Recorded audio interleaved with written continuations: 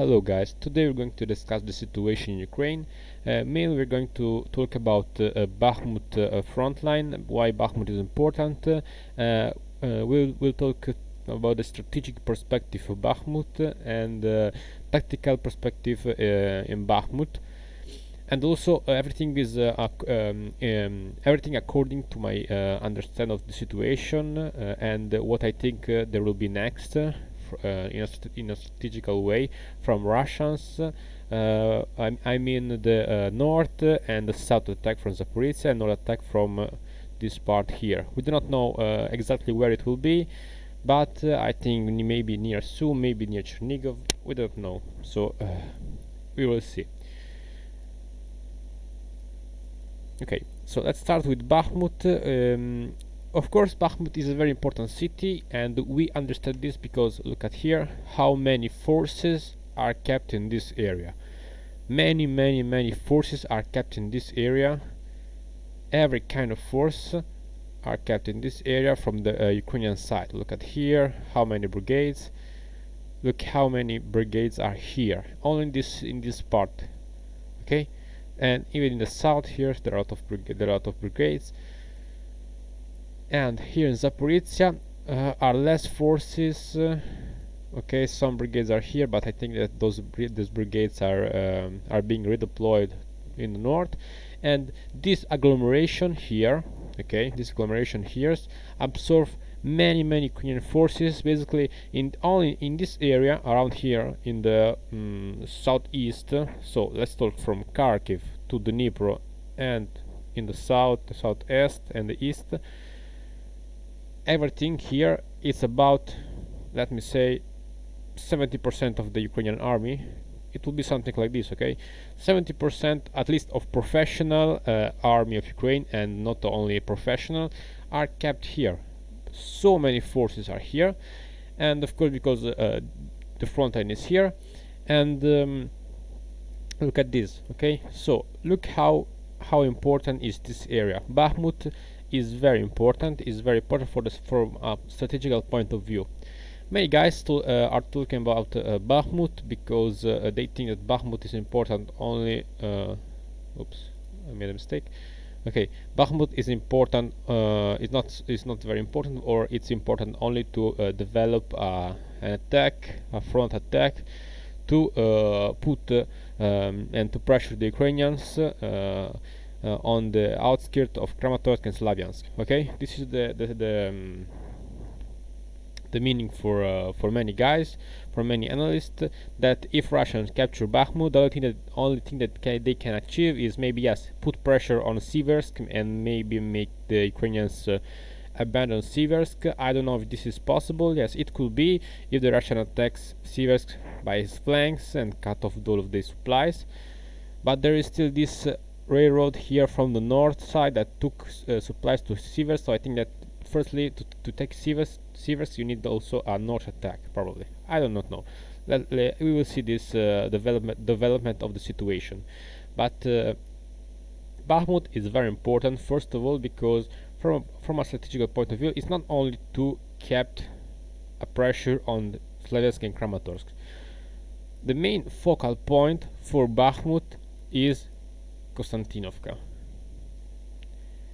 because Konstantinovka, according to my plan, is one of the roads that took all of the supplies here in the south to Toretsk, to some parts of Advika. Look at here, it's kind of connected.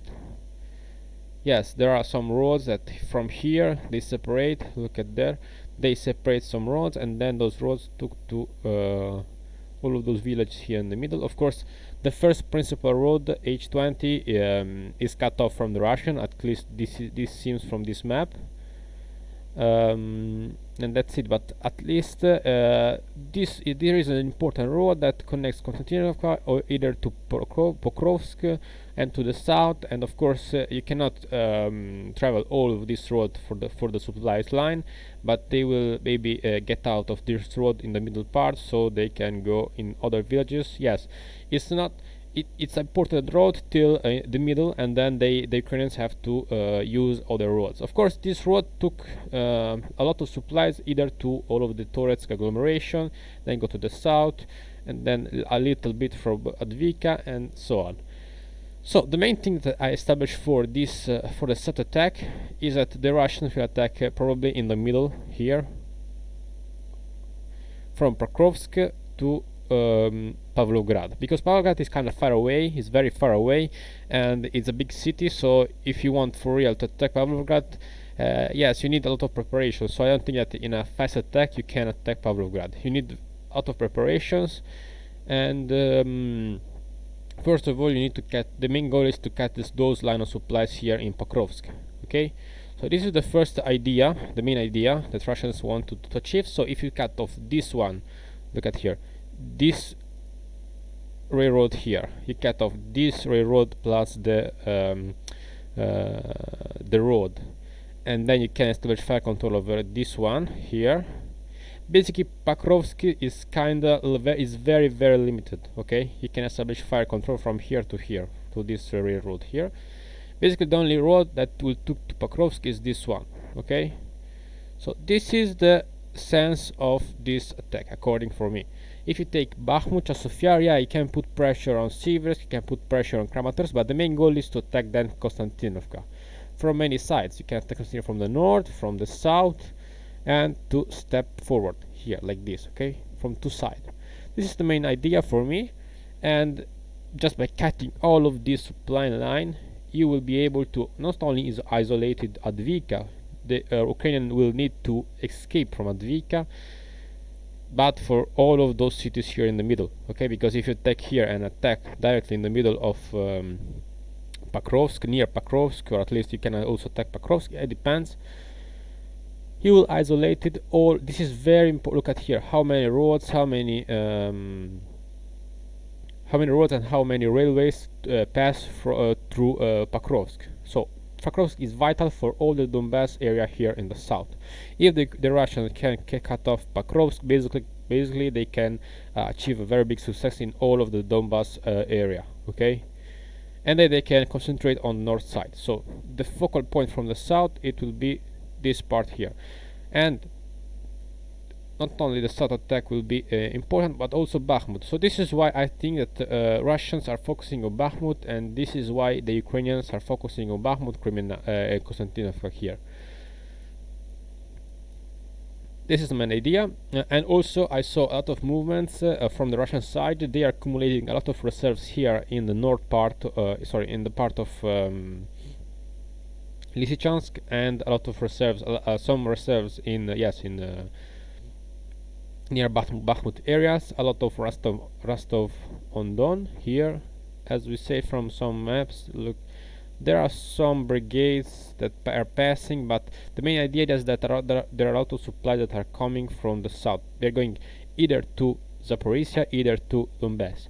For Belgorod, yes, there are some movement, but not so many movement. Kursk, either way, there are nothing. We do not see nothing. So I don't know. Probably there are no accumulation here. So it not seems that there will be an attack to soon, or to north of Kharkiv, between Sum and Kharkiv city. So I don't know. But there are a lot of updates about a lot of equipment here in the north. I don't know if those equipments are just for training perspective for real, or if they want to make something. If this is a fake attack, or if they will transfer all those troops back. But once you transfer so many forces, so many equipment, and so many air defense system, because you learn from the first attack that you do not have any air defense system protecting your supply and logistic chain, I think that the Russians are making something else. But for now, those forces are not so big to make an attack. At least for the information that we have, and the West have. I don't know. So the main idea of attacks for now will be here, here, here. Okay, nothing. Belgorod it's not, there are not so many forces in Belgorod, in Kursk. It don't seems, at least we do not see them. So I don't know. We will see this development of the situation. So this is the situation in Bakhmut. A lot of things has happened in Soledar area in the last days. I made a video about Bakhmut many weeks ago, but I forgot to. I do not upload it. And now, okay, I will try to explain my situation, what I thought about Bakhmut. So this is the Bakhmut area. This is kind of a bit older map. I think it's 2 weeks ago, 1 week and a half ago at least. So we will talk about the Bakhmut situation, and we will start here. So what happened in Bakhmut? Basically, the Russians penetrate in Yakovlivka. They go on to the north side, and they put pressure on the Bakhmut side through the fields, and they put pressure to the north, and the same thing that they did to the south. They take Bakhmutsky and put pressure basically to the Ukrainians from the other flank. Okay, so they were able to cut all of this here in the first move in 1 day. They cut all of this part of Soledar, and then a lot of battles are ongoing here in the center part of Soledar, and there are a lot of news that the Russians either were able to make an encirclement of the remaining forces. There are not so many. They are kind of 500 forces that are here in the middle of Bakhmut, and basically they are at least here. So the front line basically is something like this for now. So they take Lekolivka, they go like this, and the front line is something like this, okay, for the Sodar part. Then they say that they were able to take part of Krasnogora, or at least there are some many clashes in Krasnogora, and a lot of news about Pidhorohny, this city here, that the Russians were able to take Pidhorohny, this city here. So basically this is the movement from the Russian side, okay. This is what happened. Someone is saying that they take also this city here, or at least they are fighting for this city here in the north. I think it's not very. I don't think it's for real. It happened that they take this city here, but we will see. So the main statement that I made that time is that the Russian will attack. Yes, something from the north, but either from the south. So for the completing of operational of the operation on the Bakhmut side, of course there are 2 roads, one here and the other one here, okay, very important. Some roads from here, some roads from Ivanisky, some roads from the north. Those are the roads that connect. Sorry, let me put those roads in yellow.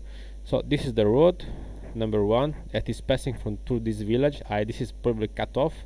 Second one is here, but either way this is kinda, yes, on fire control. So probably the Ukrainians will go off this road by here. They will use fields, they will use something like this, okay, to pass. So they could not get directly this road, of course, either because this bridge is broken, so they will go off and do like this, okay. So this is the main idea for the Ukrainians, to supply this road. So the supply line 1 is cut off. Second one is kind of in a bad way, because there are direct fire on this road.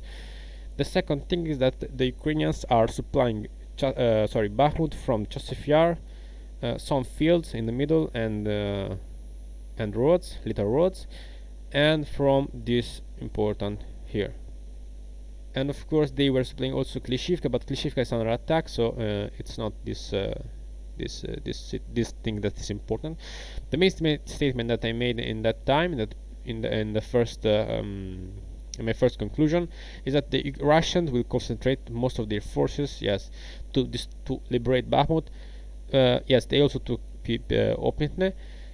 They will concentrate a lot of forces in Klishivka and Ivanisk. This is the main statement. Ivanisk is the main important goal for the Russians, because just taking Soledar is not enough. You need to liberate all of these parts, because yes, there are a lot of important roads here, that supplies that are passing by here, but you know, the Ukrainians can avoid this attack. You're not cutting so many supplies just by taking Soledar and Krasnahora, in Pidorohny, this city here. Because of course you take out this supply line, but there is still here, and they can use some second roads.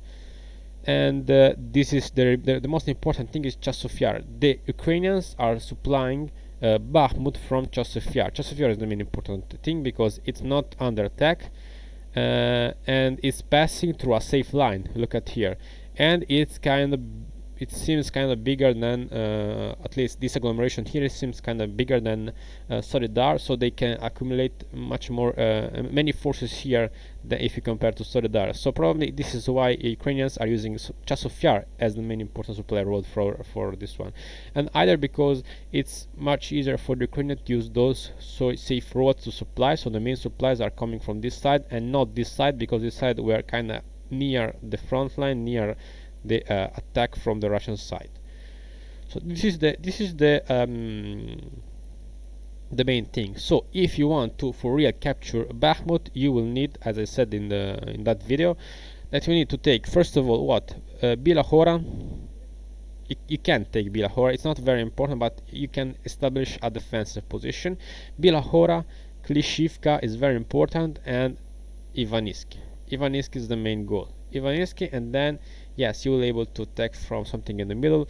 You will able to attack something like Chasiv Yar and something like this, and then from Krasnahora you can attack to the north, as I said, and this will be kind of encirclement. Okay, now this is a big move, but for now, as we see, Klishivka is very how can I say, is very protected. Is in a high is just a bit elevated if you compare to the Russians, because is in a high ground, and is kinda very entrenched city. The Ukrainians prepare a lot of defensive in this position, so the Russians are trying to attack, but it's not very easy for them, and the Ukrainians are doing a good job to defend this city. But of course, the Russians have a supremacy in artillery firepower, so they are basically destroying, bombing everything that they see moving. And it's not easy for both sides, but I don't know. We'll see what is going next. But I think that Russians will able to take Klishivka, and either way to go to Ivanisk. Ivanisk will be kind of big fight, because the Ukrainians knows that first of all, this is the first defensive line. Sorry, let me put it in a different way. The first defensive line from the Ukrainians, let's put like this, is this one. Okay, I told many times about the defensive line, so this is the first one. Okay, that is connected here, and the second one basically is Ivanisk, Bakhmut, Chasiv Yar. So this is the second defensive line, and Ivanisk is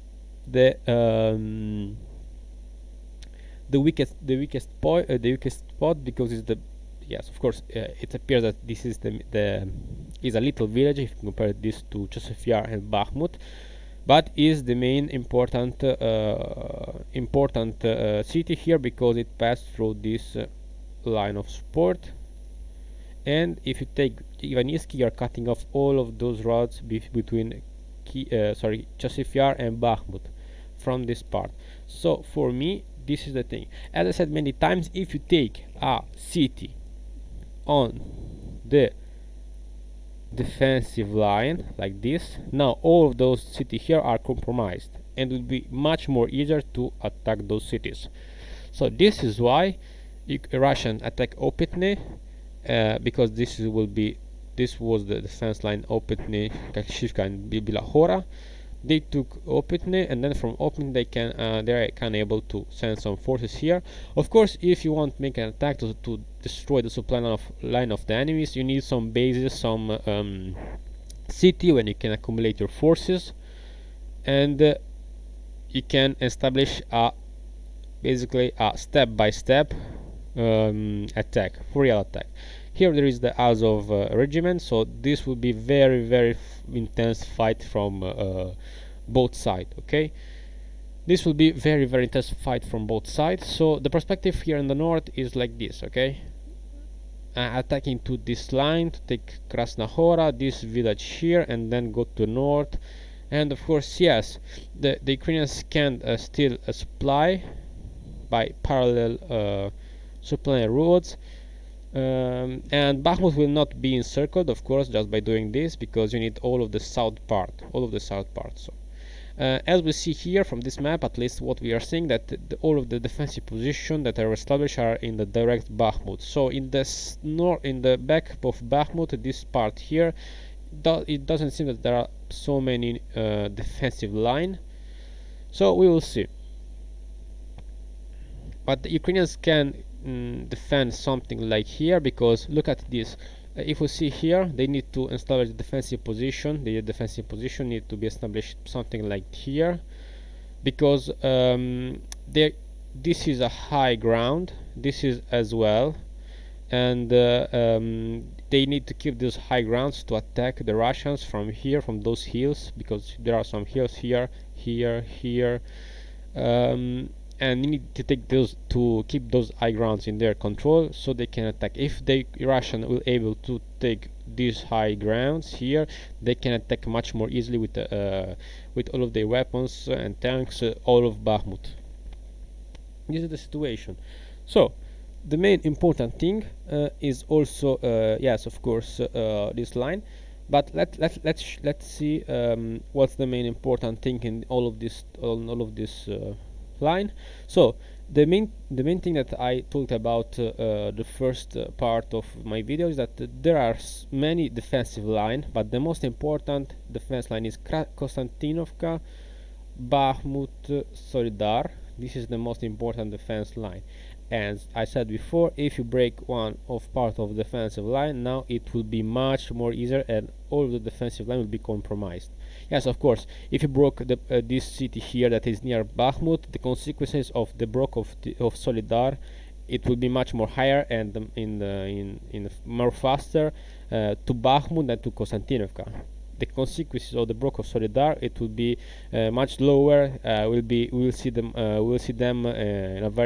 in a much more longer period of time to Konstantinovka than to Bakhmut. So this is why this is was the defensive line. Soledar is taken out, so Bakhmut is compromised. The same thing is there is other defensive line that is here. Chasov Yar, Konstantinovka, and Bakhmut. This is another defensive position that Ukrainians are taking here. So this will be the goal of Russians. The goal of Russians will be to take this Yavanivska, and I don't know if they will try to make some attack to Chasov Yar. I don't think so, because yes, they could try to do something, but here there are there are a lot of reserves from the Ukrainian side. So it's unlikely that they will try to attack directly Chasov Yar. I don't know, because if you want to attack this city, you need a lot of forces, as in Soledar, and you need to pay a lot of so you have to pay with a lot of blood, with a lot of soldiers, this attack. And at the same time, yes, attacking Ivanivsky is kind of risky, because you have to protect yourself from two sides of attack. The Ukrainians will try to make some counterattacks in Ivanivsky. So and it's very difficult situation for the Russian, because you are in the middle of two big cities, Chasov Yar and Bakhmut, and in those cities Ukrainians can accumulate a lot of things. The same thing, but the Russians were able to penetrate in Bidnarokh and Krasnohora, that were also between Soledar and Bakhmut, but they can do this only after making this big two in Soledar. So without breaking through to Soledar, the Russian will not able to attack Krasnohora. But with the difficult situation on Soledar, all the Ukrainian forces had to face and had to go here, all of the reserves in Soledar to defend the city, and they were not able to go here in the middle to defend this part. So if the Russians will be able to put some pressure on Chasov Yar, yes, they can be kind of safe here in Ivanivsky. But if they would not put pressure and attack Chasov Yar, maybe these suburbs, put pressure here, put pressure some like this part here, like this, okay, they will not be able to to take safe Ivaniski. So they cannot do an operation like this. So they cannot do just an attack like this. Okay, so they move forward like this, something like this. They need also this push from this side. Otherwise, there will be an attack from the flanks, both flanks, because all of the reserves here are concentrated to protect this line. So they are not concentrated to protect the city, but they will focus only to preserve this line. This is why we will see, of course, the situation. But before the capture of Bakhmut, they need Ivaniski. Ivaniski will be a very important city for their and Klishivka here. And then we can talk about all of the hills, all of the things are here, all of the supply roads, but this is the main aspect of Bakhmut. The second thing that I want to talk is also this. This is a much more bigger mistake. This is a bigger perspective from this front line. We can see kind of this. So there is this defensive position here there is there is Bakhmut area, Soledar, there is everything that we see, and of course there is Siversk here that is entrenched. But the main perspective for the Russian now, what is it? The main perspective is that if they take Soledar, okay, like this, they Krasnahor, everything like this, okay, the main assessment from the Russians is to attack here, to penetrate on the north side of Ukrainians here. They can also go maybe more to the north to establish the direct control over this road, but it's not very important for me. They can develop all of their attacks from here. So now I think that they can penetrate a lot of things like this, and they develop an attack through Siversk. And this is the main statement. Let me show you on the map. Oh yes, on live view map here. So this is the defensive line. Look at here. Of course, what's the problem now for the Russian is that they cannot spend all of their momentum just going. Yes, they will spend a lot of momentum just going by this north part here. Yes, going to this part, but it's not so likely that they have to do this. Because other Siversk cannot be just captured just by doing this, just by taking it from the south from a one attack. They need to encircle Siversk, and they will need also another attack probably. They need to take Sibryanska, this city here, and then go south. This is the situation. So just by taking Bakhmut, yes, of course. Let me show you this one. Just by taking Bakhmut, the following attack will be Chasiv Yar, and from here like this, okay, and all of the Torex front line will be put in dangerous, and the forces will be here. Going just through Kramatorsk and Slavyansk will not be so effective for the Russians, because of course they will never be able to attack.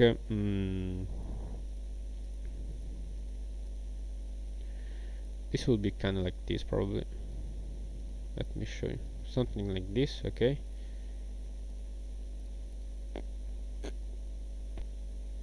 Just attacking Kramatorsk and Slavyansk will be not enough for the Russians just by having this one, because this defensive line is very particular, because let's be seen. This defensive line is kind of circle. Look at here. There is Liman, Slavyansk, Kramatorsk, all of the city to Konstantinovka. So it's not only a straight line, it's a much bigger defensive line that is composed by straight lines, okay. So Slavyansk, Rehor and Liman, then we have Slavyansk, Kramatorsk and this city Druska, and then this city here Druska, Olevsko, Druska and Konstantinovka. So you need to break through many other defensive position. What is the problem? That the Russians are facing a lot of pressure here, so they're not able to break through like this directly, because they need to take back all of this front line that they gave back to Ukrainians, and that's the problem for the Russians. So they cannot penetrate by this north side till at the moment, and the most label part where they can accumulate forces is here in Bakhmut, in the Sofia, and then to attack in Konstantinovka in the north part and the south part of Konstantinovka, like something like this. Okay, so this is the main thing.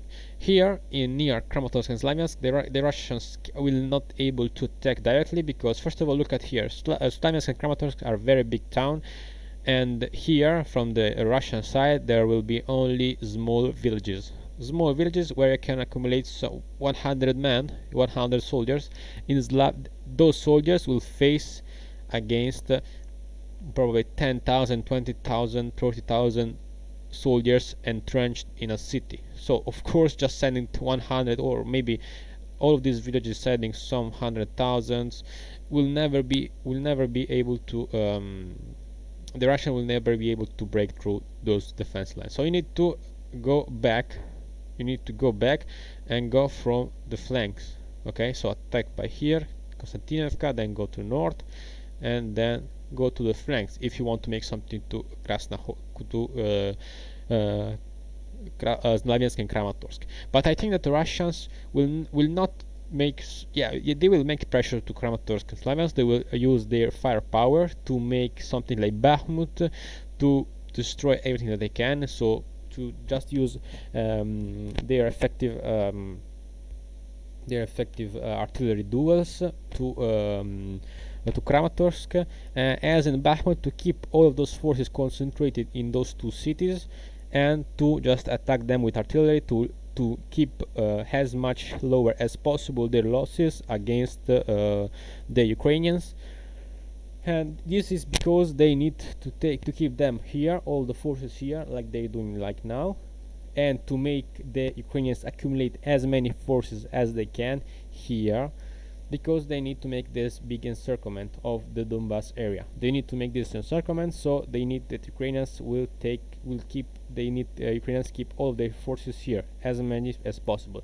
And the Bakhmut move was very, very brilliant move, because now all of this force, yes, it accumulates a lot of resources from the Ukrainian side on here in the Bakhmut front, and of course the same from the Russians. But the Russians are using a lot of prisoners. They are losing a lot of they are losing Wagner and some VDV, of course.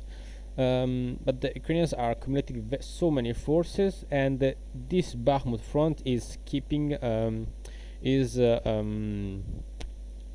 taking the resources from all other front lines, from the south of Zaporizhia, from Dnipropetrovsk, Kharkiv, LPR front line. So everyone is going here because they need reinforcement.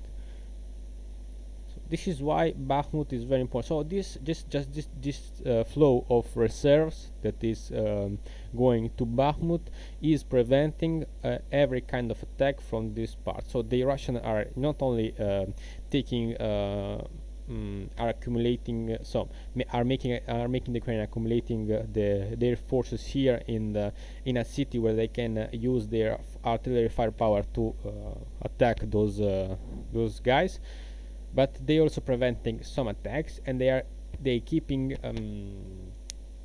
they are taking time. They are gaining time to accumulate many forces here in LPR and Zaporizhia front line. So they will able to commit many forces here to make maybe a counter-attack probably, and or at least to prevent some attacks. And they also have time to continue their building of their defensive line here in LPR and Zaporizhia. Here many layers of defense. So but if you see the defensive position from the Russian side, they are keeping their defensive line here. Their trenches are here in Belgorod, here in LPR, here in Zaporizhia, but there is nothing here in the north, in those parts So it's kind of particular. So this means that they are put all of those defensive lines so to take as many forces as possible to accumulate those forces in other part of the front line. We will see this. So this is my update. I thank you for watching this video, and we will see in the next one. Goodbye.